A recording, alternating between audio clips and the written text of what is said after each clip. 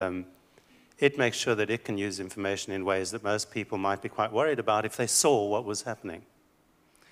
So you don't protect the industry, the ethical players in the industry, by hoping that the law will catch up.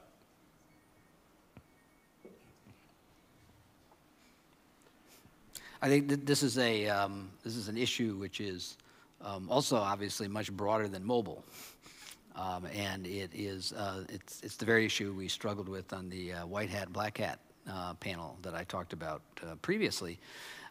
Because there are a whole lot of players, not just in the mobile space, but in big data.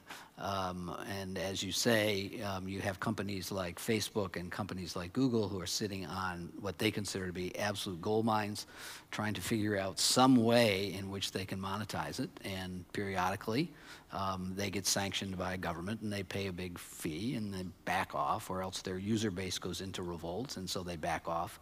And then within months, they're back once again pressing the boundaries. And I think it's a real issue for the industry. I agree. Ray Pointer has a... Yes. Oh, Ray.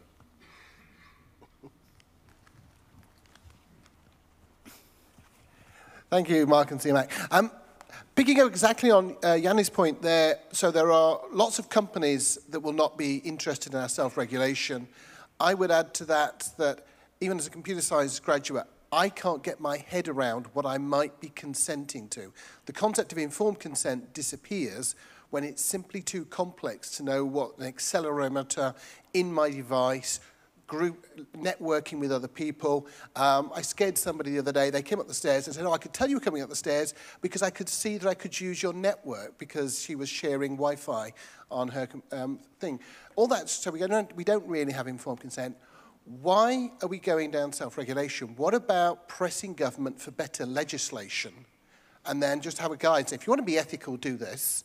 But let's not have self-regulation. Let's try for better legislation.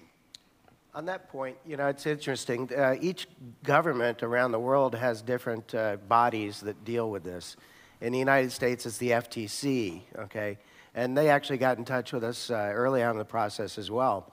Because they're also grappling with how do they set up protection for consumers with privacy.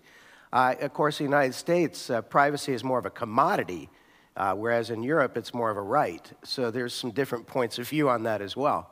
Yeah. I'd like to, that's exactly what I was going to do, which I was going to ask Adam to comment on that. Hi, Adam Phillips. I chair the Esomar Professional Standards Committee. I'd like to go back to the point that Mark made, which is that the legislators don't understand our business.